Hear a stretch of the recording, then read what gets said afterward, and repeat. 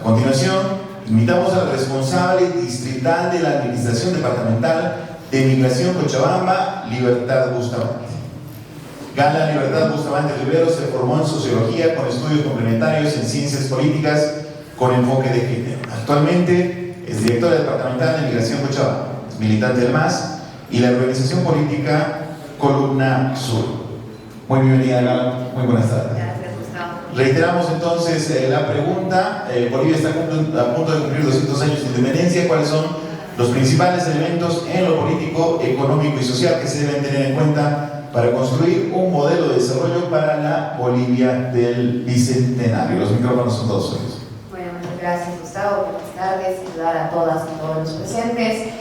Saludar a las autoridades regionales y nacionales que son parte de este proceso de conversatorio. De igual forma, saludar a todas y todos los que hacen la Cámara de Entidades Empresariales Privadas de Cochabamba. Agradecer la invitación, particularmente a Claudia Dip y a Luis Laredo, la directora ejecutiva y el presidente de la Cámara de Empresarios, por hacerme parte de este conversatorio. Entiendo que si bien tenemos posiciones un tanto disonantes, es importante que en esta construcción de agendas podamos escucharnos entre todas y todos, y que también, evidentemente, por la necesidad de estos espacios colectivos, pues estos en un determinado o a posterior en realidad no cuenten con un costo económico específico, ¿no? Escucharnos todas y todos, para mí, fundamentalmente, es que podamos pensar un país donde no se excluya a nadie, ¿no? Vamos un poco ya entrando. Soy Gala Libertad Bustamante, soy responsable distrital de Migración Cochabamba, directora departamental de Migración. Estudié Sociología, mi formación académica está estrictamente vinculada a mi formación política. Yo milito en el movimiento al socialismo desde la universidad. Tengo 32 años, lo que significa que evidentemente mi proceso de construcción y mi historicidad ha atravesado el movimiento al socialismo, ¿no? Desde los 14 años, desde el 2016, soy parte de lo que ha significado un proceso de acumulación histórica en el país que ha posibilitado que, en este caso, mujeres, jóvenes y otras clases sociales, pues estemos dentro de los espacios institucionales de decisión en nuestro Estado, ¿no? Y es en ese sentido que ya más como sujeto político quiero unirme al reto que me plantean de pensar una agenda para nuestro país, de pensar un modelo de desarrollo, ¿no? Para mí es fundamental que un Estado, o en realidad que cualquier proyecto político, funde sus ideas en relación a lo que significa entender la reducción de las brechas de desigualdad que existen entre bolivianas y bolivianos, ¿no? Y es en ese sentido que dentro de los ámbitos que proponen, económico, social y político, voy a hacer una especie de un análisis un poco histórico de lo que ha significado en nuestra historia como bolivianas y bolivianos, de lo que significan también para mí los aciertos del movimiento al socialismo, de este proceso democrático-cultural que hemos atravesado como país, como también de cuál es la profundización que se necesita para continuar avanzando. En ese sentido, y entrando estrictamente al ámbito económico, para mí es fundamental que podamos considerar dos aspectos, en realidad, que hacen la discusión económica, ¿no? Y uno de los aspectos está relacionado a lo que es el patrón, perdón, voy a utilizar mis apuntes, me preparé para el conversatorio, al patrón económico, y el segundo al modelo económico y el rol del Estado. Cuando hablo de patrón económico, me refiero estrictamente a qué se produce. ¿Qué producimos nosotros como país? Nosotras y nosotros como bolivianos. Y me parece fundamental para entender qué producimos, pues entender también la historia de nuestro país, ¿no?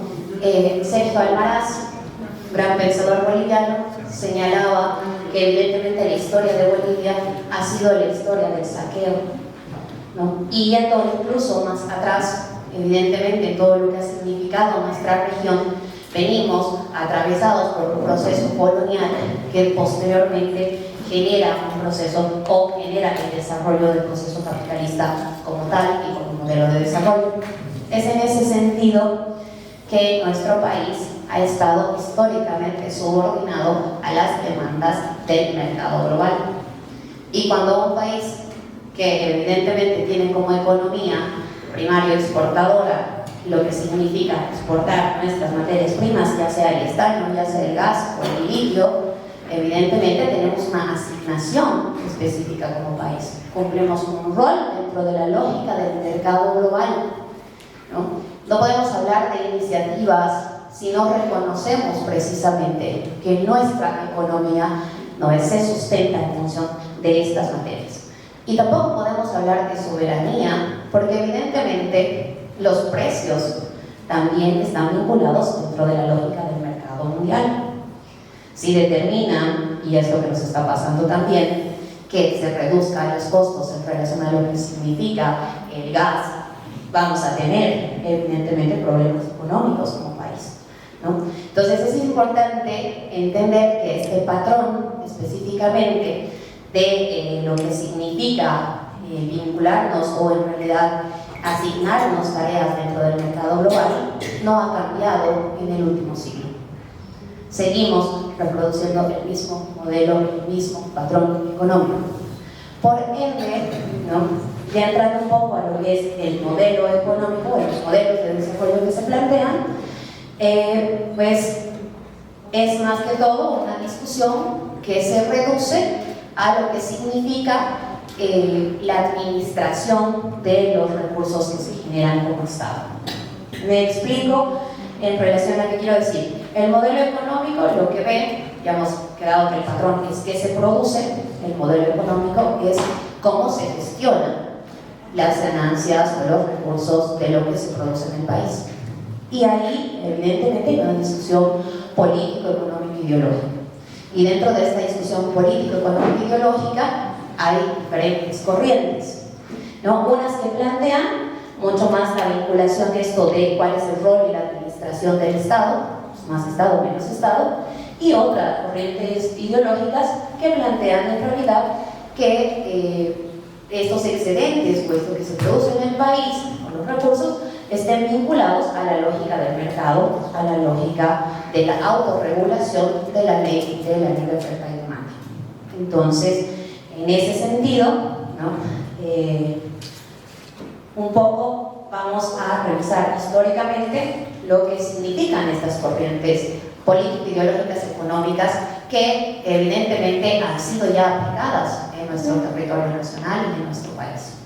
Fundamentalmente, lo que significa el liberalismo y el neoliberalismo como corrientes o como modelos de desarrollo han tenido un proceso en nuestro Estado.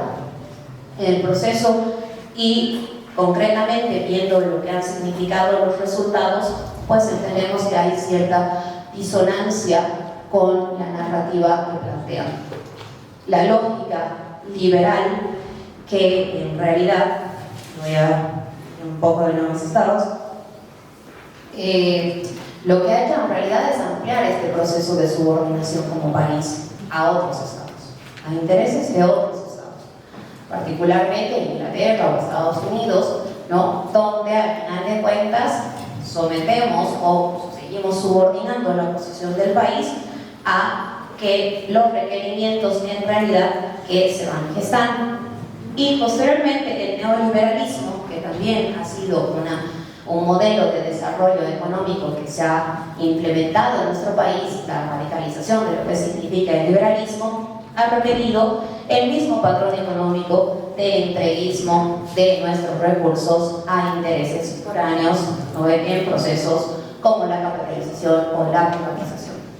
Los procesos de la capitalización y la privatización no podemos olvidarnos porque son procesos históricos que creo que en realidad nos van a ayudar a delinear nuevas perspectivas.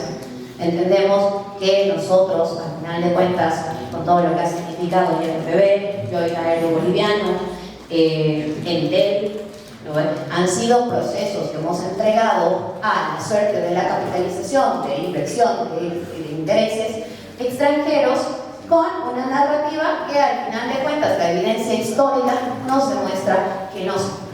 Porque evidentemente este proceso de capitalización y privatización que va en desmedro de la industria nacional, que va en desmedro de lo que significan las empresas nacionales, Lo que ha terminado haciendo es todavía recrudeciendo las condiciones de empobrecimiento que existían, ¿no? No ha significado un gran desarrollo industrial, no tenemos una gran industria como país, no ha significado que al final de cuentas existan fuentes laborales. De hecho, el cierre de todos estos procesos y de todas estas fábricas ha implicado un proceso de deslaborización de los sectores sociales que estaban empleados en estos sectores, como tampoco ha significado que la riqueza que en teoría se generaba en estas empresas, pues al final de cuentas se vea materializada en nuestro país, sino en realidad en intereses y en empresas plenamente transnacionales, y creo que conocemos los nombres, y simplemente hacer una revisión histórica de lo que ha acontecido en nuestro país, en este desarrollo de Bolivia como tal, ¿no? Eso en relación a las corrientes que plantean esto de la ley de la libre oferta, demanda y del mercado, o del imperio del mercado como tal. No podemos y no estamos en condiciones de competición. Creo que eso es algo que se tiene que también entender mientras sigamos siendo un país, ¿no?, que es activista monoproductor, que exporta materias primas simplemente. Ya revisando lo que significa también históricamente otros modelos o corrientes ideológicas que se han implementado en nuestro país, tenemos la revolución del 52 y tenemos el proceso de cambio o la revolución democrática cultural, como se denomina a partir del año 2006. Y entendemos que en realidad estos procesos, y podemos revisar y hacer una comparativa en relación a datos para que al final de cuentas se tenga criterios precisos sobre lo que se está afirmando, son los procesos en realidad en los que se superpone una corriente política de característica mucho más nacional, ¿no? De que realmente el trabajo, lo que se producía en Bolivia, al final de cuentas termine teniendo todo lo que significa los recursos del país invertidos en lo que es fortalecimiento público, procesos de modernización. El 52 da paso a todo lo que significa también los procesos agropecuarios en nuestro país. El 2006 también, con lo que es el proceso de cambio, entramos a una fase de renegociación de lo que significaba nuestros recursos naturales. Empieza el proceso de nacionalización que hace este viraje en el cambio de porcentaje del 80-20. Antes el 80% de nuestros recursos, incluidos los que estaban bajo nuestra tierra, estaban en manos extranjeras. Lo que significa este proceso de renegociación es que el 80% empieza a quedarse en el país y se adopta una política de redistribución. Y esta política de redistribución no solamente viene acompañada con una lógica asistencial de bonos, que yo creo, y ya más de la parte social lo voy a desarrollar, son profundamente necesarias para que las personas en este país reproduzcan sus condiciones de vida, sino que también viene acompañado de todo lo que significa una nueva red caminera gigante que tenemos ahora, intercomunicación, de lo que significa condiciones de infraestructura en salud, en educación, en alimentación, procesos productivos que se han ido desarrollando, que creo que los podemos ver, ¿no?, que evidentemente falta que se profundice y falta que todavía podamos seguir ahondando en estos procesos, pero que son iniciativas que el día de hoy mantienen vigencia, todo lo que significa el mapa, todo lo que significa el desarrollo mediano y pequeño productivo en relación a productos de consumo específicamente. No sé cómo estamos con el tiempo. ¿Vamos bien? Sí, estamos bien. Entonces, si entendemos históricamente todo lo que significa nuestro país, nuestra historicidad, los modelos que ya se han ido aplicando, los modelos que estamos viniendo, redescubriendo y los que también tenemos que construir, ¿no? Creo que podemos congregar partes que nos permitan, pues, tener un planteamiento mucho más concreto. Dentro de lo que es el modelo económico, yo no concibo una economía que no esté en realidad vinculada y regulada en relación al rol del Estado como tal, no puede imperar el mercado simple y llanamente, no puede quedarse los recursos excedentes que se generan en el país en manos de unos cuantos y de unos pocos, porque básicamente eso es lo que ha significado el proceso de capitalización, sino tiene que existir este ente como regulador específicamente que garantice que todas y todos tengamos nuestras condiciones de vida cotidianas cubiertas, Y es en ese sentido que pues me animo ahora, después del análisis, a lanzar como una especie de qué creo que se debe hacer dentro de lo económico para este modelo de desarrollo alternativo que es profundamente necesario y para el planteamiento ya sea de la Agenda 2025 o incluso mucho más allá, porque entendemos que al final de cuentas estamos hablando de procesos muy condensados, y para mí hay tres aspectos fundamentales, Primero está el rol del Estado, cualquiera sea el patrón de acumulación, para que evidentemente surja todo un proceso de la distribución de la riqueza socialmente producida por bolivianas y bolivianos. El segundo elemento es que creo que no puede pensarse ya la economía, por eso ya no están en vigencia y en realidad están en crisis los modelos de desarrollo capitalista, porque no puede pensarse la economía sin tener en cuenta lo que significa el medio ambiente, cambio climático o madre tierra, como quieran denominarlo. Es imposible que sigamos como individuos pensando modelos de desarrollo económico que no contemplen que al final de cuentas no es la riqueza sinónimo de acumulación de mercancías o sinónimo de desarrollo lo que queremos reproducir. Las condiciones de la vida humana están evidentemente en juego en relación a los modelos de desarrollo que se puedan implementar.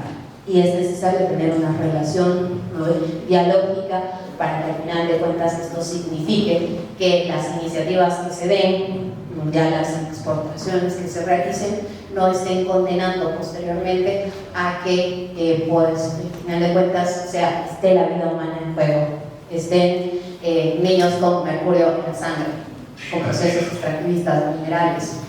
Tenemos que repensarnos. Es profundamente necesario por el costo humano que significa, más allá de la preponderancia de lo económico, Para mí fundamentalmente está el sujeto como tal, Y por último, evidentemente, hay que profundizar los procesos de diversificación productiva con sustitución de importaciones que respondan a las demandas de consumo local, seguridad alimentaria, independencia tecnológica y profundización de la ampliación de complejos productivos. Apostar por la diversificación de la economía es lo único, en realidad, que nos va a garantizar como Estado que si al final de cuentas el mercado mundial determina que bajen los precios de los recursos primarios que tenemos, pues nosotros tengamos condiciones de sustento y sostenibilidad como país. Tenemos que ampliar la diversificación productiva del mismo. Eso dentro de lo que es todo el ámbito económico, como análisis, como una previsión de procesos históricos y como propuestas que al final de cuentas creo que son necesarias de continuarlas trabajando y creando los mecanismos de tener un modelo de desarrollo alternativo que esté mucho más comprometido con el sujeto, mucho más comprometido con la naturaleza y apostando también por una diversificación que no nos condene a un solo rol como país.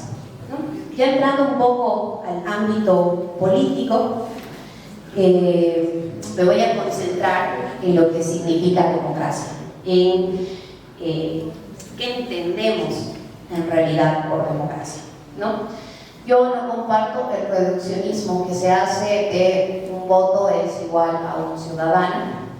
En realidad comparto muchísimo, y voy a leer, que es una definición conceptual de Jacques Rancière, que señala que la democracia es la inclusión de los históricamente excluidos al campo político, es decir, al campo de decisión. La democracia no es un fenómeno que ya ha concluido.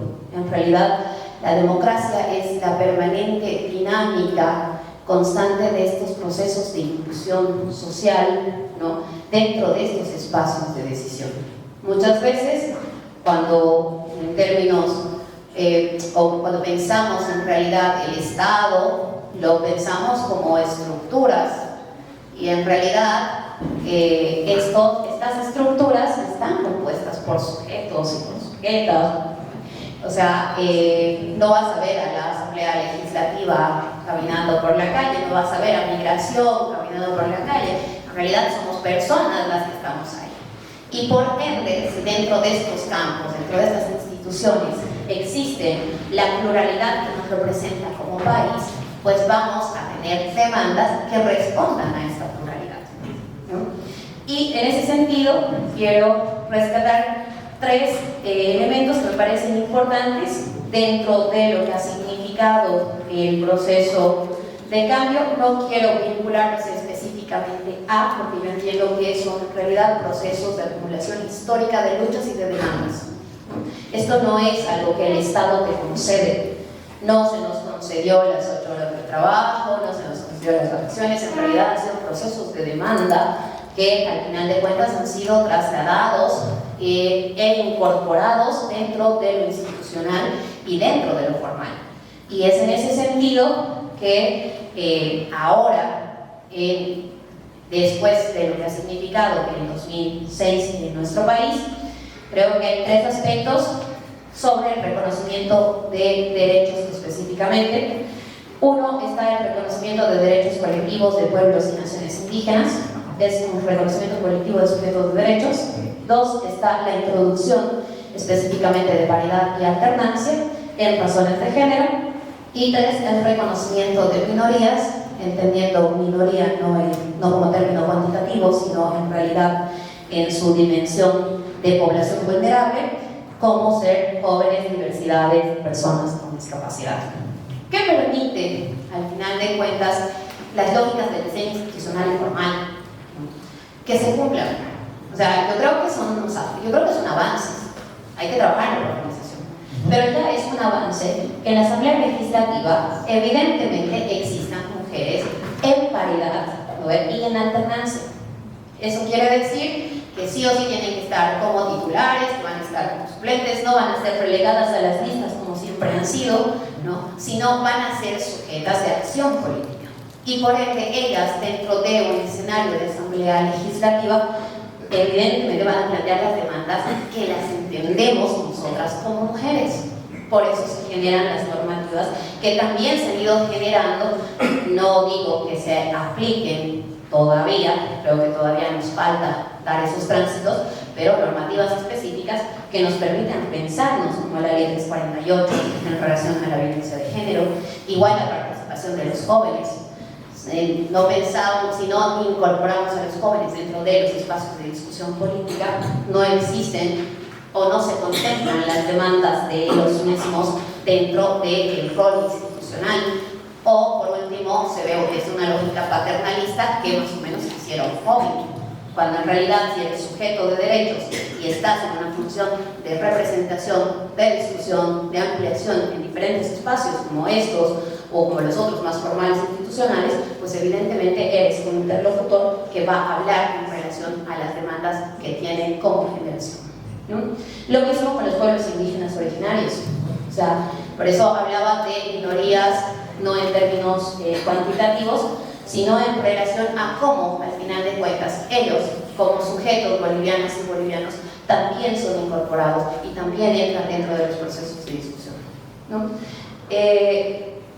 Yéndome a la parte propositiva, después de realizar este breve análisis de para mí qué es este proceso de democratización y estas incorporaciones que se han tenido, creo que es importante ya generar el salto cualitativo de lo que significa cómo transformamos el campo político.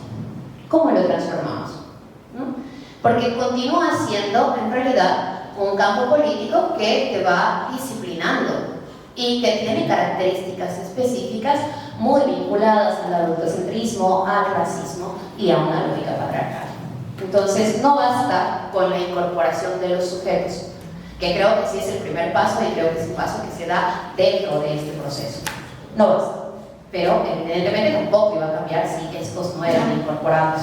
Entonces, como dentro de ya estos espacios, pues más de lógicas partidarias, empezamos a hablar también entre nosotras como mujeres y las demandas que tenemos, que asumo que de la mayoría son las mismas, salvando las condiciones evidentemente de clase, ¿no?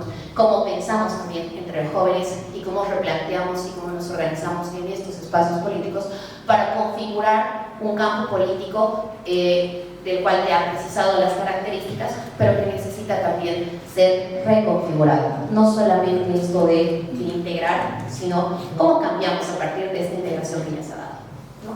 Y la integración, evidentemente, es algo que no se puede desconocer. Yo creo fundamentalmente que la democracia no avanza limitando derechos, sino profundizando los derechos existentes, ¿no? Eso dentro de lo que significa el ámbito político. Y para cerrar y no extenderme, porque igual hay una ronda de preguntas. No sé cómo en los tiempos. ¿Estamos? Sí, ya estamos al límite. Ya. En lo social, a ver, voy a concentrarme en 5 elementos que creo que es básico para que toda persona pueda reproducir su vida cotidianamente. Necesitas tener acceso a educación, necesitas tener una vivienda, necesitas alimentación, necesitas trabajo y necesitas salud. Si tú tienes estas 5 condiciones evidentemente cubiertas, vas a poder hablar de oportunidades y vas a poder hablar de ejercicio de libertades. No puedes hablar de libertad si tienes que agarrar y pensar cómo haces para comer todos los días. No puedes agarrar y hablar de libertad si literalmente tienes que estar haciendo, no sé, para que te atiendan en salud, procesos que todavía sabemos que están plenamente diferenciados. Concentrándome más en salud para cerrar lo social y no extenderme, creo que básicamente la crisis sanitaria que hemos atravesado es básicamente un reflejo de cómo se contraponen estos dos modelos de los que he estado hablando, el liberal y un poco esto de la administración protagónico del rol administrativo del Estado. En la época del COVID, evidentemente si uno no tenía 10.000 dólares, sí, no podías hacer que tu familiar sea bien.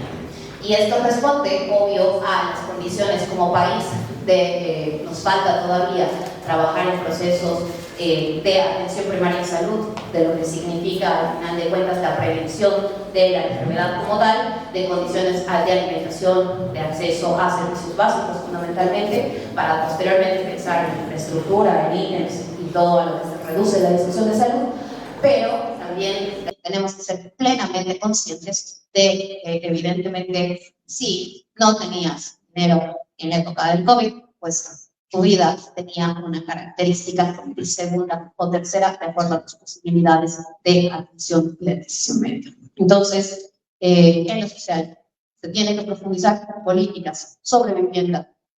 No puede no tener un techo, no puede existir gente durmiendo en la calle. No quiero eso para la Bolivia que imagino, para la Bolivia que pienso y para la Bolivia que espero podamos construir de aquí a un futuro. Me quedo con eso. Perfecto, muy amable, muchas gracias. Gala, actualmente, bueno, abrimos el espacio para las preguntas del público. Dos preguntas del público, entonces.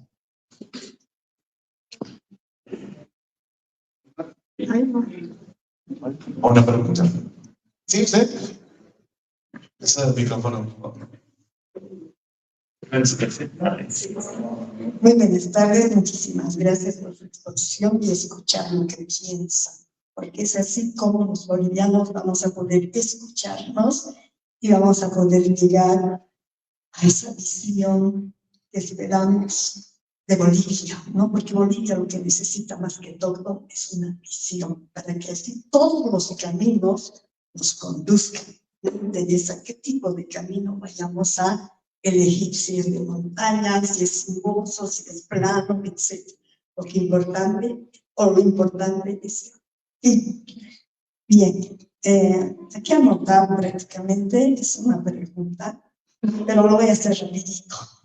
¿ya? Y comienza indicando qué estrategias de acción proponen para resolver la gran crisis política, económica y social que aqueja a los bolivianos. Hemos escuchado lo que sabemos y vivimos.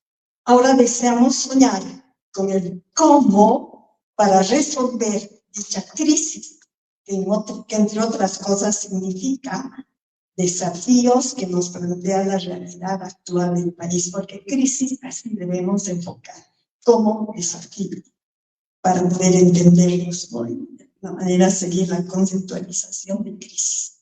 Seguimos repitiendo el esquema declarativo y narrativo, pero que no avisoramos estrategias concretas de cómo lo hacemos para salir adelante y resolver nuestros problemas cotidianos. Gracias. Perfecto, ¿se ha entendido? ¿Pregunta? Adelante, por favor. Sí. Agradecer la pregunta. Es el objetivo, escucharnos para ver dentro de las coincidencias, pues qué alternativas se proponen. Una apreciación en relación a la crisis, evidentemente la crisis no es un problema simplemente nacional, tenemos que entender y ver lo que está pasando dentro de nuestra región y fundamentalmente también entender que ahora existe toda una nueva configuración de un orden político y una disputa geopolítica que va evidentemente también a tener repercusiones en nuestro desarrollo como país. Y ya yéndome específicamente a la respuesta en relación a qué proponemos, ¿no? Concretamente, cómo tenemos que diseñarlo entre todas y todos. Sin embargo, para lanzar ideas de lo que yo pienso que se debería hacer, por ejemplo, en temas de, voy a ir con dos temas, por ejemplo, de diversificación productiva, ¿no? Por eso hablaba un poco de cambiar el patrón, en realidad, económico. Nosotros podemos producir lo que queramos y podemos tener las iniciativas de lo que queramos. Podemos producir 240 variedades de papa. Podemos tener 10.000 iniciativas, pero si al mercado mundial no le interesa a tus papas, evidentemente no tenemos muchas condiciones de las cómo nos repensamos. Y este repensarnos para mí significa generar procesos de convergencia nacional, privada, pero evidentemente con lo que significa el desarrollo de una economía local. Economías que nos permitan diversificar nuestros productos, ya no seguir importando los mismos, sino, por ejemplo, en el ámbito de lo que significa la piscicultura, para que, digamos, dejemos de criminalizar una región de acuerdo a una actividad ilícita, por ejemplo, en el trópico, y podamos agarrar y ver que ellos puedan desarrollar piscicultura, pues tengamos que entender que se necesitan iniciativas privadas, tecnológicas, colectivas, comunitarias, que nos planteen, al final de cuentas, cadenas de frío, diversificación de productos en relación a comida que se puede generar de esta especie, que al final de cuentas no es simplemente una lógica, o no podemos seguir dentro de las lógicas del comercio simple, del comercio sin un procesamiento que nos va a permitir garantizar como país pues, que podamos seguir avanzando. Y lo fundamental también, como una alternativa, es pensar la educación. Yo creo que si pensamos la educación en relación a lo que significa poder desarrollar investigación, es muy complejo desde la universidad o, por ejemplo, los estudios de posgrado. Todo estudio de posgrado en nuestro país se paga. Porque un estudio de posgrado ahorita es privatizado, está privatizado, ¿no? Si no tienes 16.000, 18.000, 21.000, no tienes posibilidades de continuar con tu proceso de desarrollo en función a lo que significa tu formación. Y hacer intercambios también a nivel educativo nos va a permitir pues, que tengamos innovación, que desarrollemos procesos. China, ahorita que está disputando en el orden mundial, todo lo que significa su política de software, en realidad de patentes, evidentemente responde a una voluntad política de un Estado que lo que hace es invertir en educación. Perfecto, agradecemos en este caso la pregunta y la respuesta. Si hay alguna pregunta más, por favor. Voy a levantarme para hacer el micrófono. Primero se presenta y después la pregunta. Gracias. Mi nombre es Julián Sabe. Gracias. A la señorita presente, que está usted dentro de la unidad de migración, creo, no digo. Dentro de ese aspecto migratorio que usted ha visto, esta mañana hablaban algunos ponentes, nuestra sociedad ha ido viendo, y creo que migrando hacia el viejo mundo, ¿no? Usted ha debido ver qué ha visto, qué es lo que propone ahora. Usted ve el bicentenario. Dentro de su unidad, ¿cómo lo ve? ¿Qué propone? ¿Qué ha visto en otros países? Tal vez dentro de nuestra misma Sudamérica, ¿cómo están pasando este bicentenario? ¿Qué propone usted? ¿No? Eso es lo que interesa, porque en realidad sabemos que la sociedad se ha ido, sin que usted diga que ha habido inacción pública, pero la verdad la gente está saliendo al viejo mundo, ¿no? A lo antiguo. No es que está buscando cosas nuevas, ¿qué está buscando? Dinero, de otro lado. No es que el Estado lo está dando, tampoco está en eso. Entonces, también dentro de su unidad, ¿qué propone usted de este bicentenario? ¿Qué ha visto en otros países? Eso le digo a usted. Gracias. Evidentemente, ¿no? Nuestro país tiene procesos migratorios bastante complejos, que incluso igual podemos rastrear en relación a fechas. Pensando en voz alta, yo vengo de una generación donde todas las mamás de mis compañeros pues tenían como alternativa irse a estudiar a España. Y por ende nosotros teníamos en el colegio niños que estaban sin la presencia de la mamá en los días de la madre. Y eso no también son cívicas. Claro. No entiendo la cual. Claro. Entonces, este proceso de migración obviamente responde a las condiciones materiales que puedes ofrecer como país a tus ciudadanos. Ese proceso del que digo que vengo, de en serio madres que han tenido que irse, de compañeros que pasaban estas festividades, ha sido un proceso que lo hemos venido atravesando pues de manera muy cruenta, porque básicamente lo que Bolivia también exporta para las materias primas son, al final de cuentas, mano de obra barata. O sea, ¿cuáles son las tareas que van a realizar las personas que se van del país? Muy pocos tendrán las posibilidades y condiciones de ejercer en el ámbito en el que se han formado, pero básicamente lo que terminamos haciendo son tareas precarizadas y terciarizadas. Obreros, cuidamos niños, ancianos, esas son las tareas a las que al final de cuentas se nos han asignado, ¿no? Porque en nuestro país no existían las condiciones. Ahora, específicamente, como fenómeno migratorio, y eso es un estudio que estoy haciendo también, de lo que significa la migración estudiantil, que justo lo hablábamos con Luis también. Nuestro país ahora, y Cochabamba particularmente como departamento, en realidad está teniendo, y creo que ustedes lo han podido presenciar en las calles, bastante presencia de ciudadanos extranjeros que se están formando en las universidades privadas de nuestro país. Tenemos comunidades grandes de ciudadanos de Brasil, de ciudadanos de Perú, de ciudadanos de Chile. ¿Por qué están viniendo a formarse en nuestro territorio? Las condiciones de accesibilidad de la educación, a diferencia de cómo está el costo de educación en sus países, evidentemente representa una baja, es mucho más económico. Y yo creo que ese fenómeno también tenemos que estudiarlo. No por criminalizar al final de cuentas la movilidad o la migración. Nadie migra porque quiere, ¿no? Una cosa es el turismo, otra cosa es la migración. Nadie migra porque quiere. Uno muchas veces se ve obligado a migrar, ¿no? Y en ese sentido, lo que tenemos que pensar, yéndome de nuevo a la parte de propuesta que tenía a nivel social, es evidentemente generar condiciones en la vida donde haya cosas básicas que estén cubiertas, ¿no? Y ahí estamos volviendo a hablar de temas que son condiciones básicas: salud, educación, trabajo, al final de cuentas, salud, educación, trabajo, vivienda y alimentación. Eso. Podemos intentar generar eso para al final de cuentas dejar en serio salir del país y tener, porque hay países que también tienen políticas migratorias que se concentran en lo que significa el país para el desarrollo del mismo, para dejar de ir a cumplir las tareas terciarizadas, dándoles a los otros posibilidades de tiempo en los que se van a seguir formando, con los que van a seguir generando, y nosotros al final de cuentas, por remesas o por un mero interés económico, pues al final de cuentas terminar gastándonos la vida en intentar vivir. Perfecto, muy amable. muchas gracias. Que voy a tomar el atrevimiento de decir, a nombre de todos, que valoramos mucho su presencia en este espacio de diálogo, de conversación, en igualdad de condiciones, sin presiones, sin condiciones y con altura. Eso es, valoramos mucho y agradecemos su presencia en este caso. Fuerte los aplausos, por favor.